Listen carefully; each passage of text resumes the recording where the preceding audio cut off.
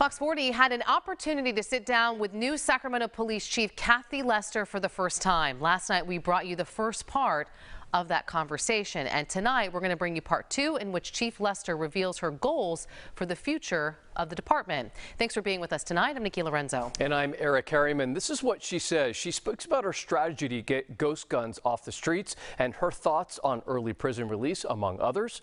Fox 40's Rowena Shaddix live for us tonight from Sacramento. Row, quite clearly, you covered a lot of ground when you got to sit down with Chief Lester. Absolutely, Eric and Nikki, a lot of ground. And I can tell you that the chief has been on countless crime scenes just like this one. During her almost 30 years with the Sacramento Police Department, she said she is making it her goal to make sure that crimes like this are solved and that there is justice for the victims and their families.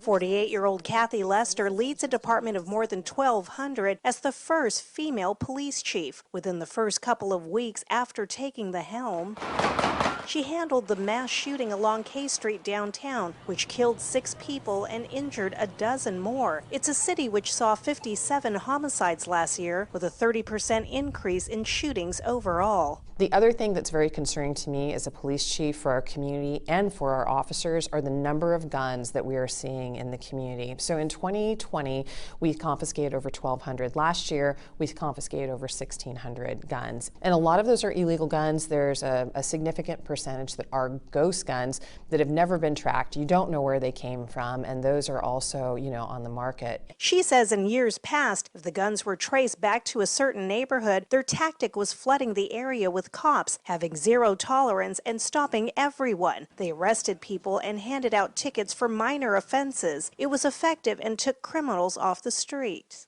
But it also caused irreparable harm in those communities. The chief says they've learned that most violent crime is committed by a small number of individuals from smaller geographic areas of the city. So they focused on known people who have a violent history and repeat offenders. But she says that's only part of the equation. Police captains are assigned as area commanders who work with community leaders that provide feedback to them. We can be effective without creating harm and alienating communities that we really are there to serve, because ultimately everyone wants and deserves to live in a safe neighborhood.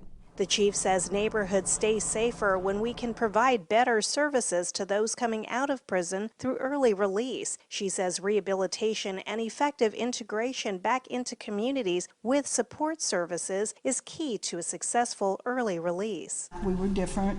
We were female. Lester credits the first 2 women of the department, Flossie Crump and Felicia Allen, who she says helped pave the way for her success at the police department. There was the generation of women that came before me, like Flossie and Felicia, that really laid the groundwork, made my journey to this position ultimately much easier. One of her many goals as chief is hiring culturally diverse people. You can get people in the door, but if you don't have an organization that supports diversity, that values, differences and really diversity in thought and background, it's hard to retain, diverse candidates and people because they don't maybe feel like they belong. So for me, that's really important. And it's important for her as chief to pay it forward, spreading the word that success is attainable if you work hard. Dropping out of high school didn't define her. She says she went from serving as a linguist in the Army to eventually landing a job as a police dispatcher, which placed her foot at the door. I could have very easily have ended up on a different path. And so I'm really grateful, I think, and I also feel a sense of responsibility to try and make sure that, I talk about that, because I want people to understand there are paths forward. You can make mistakes in your life, but you can still move forward. Hey, you can be the chief of police someday. Now, the chief says that she has signed on to the 30 to 30 initiative, and that is bringing the percentage from 17% of female police officers with the department to 30% by the year 2030. Reporting live from Midtown tonight, Rowena Shaddix, Fox 40 News.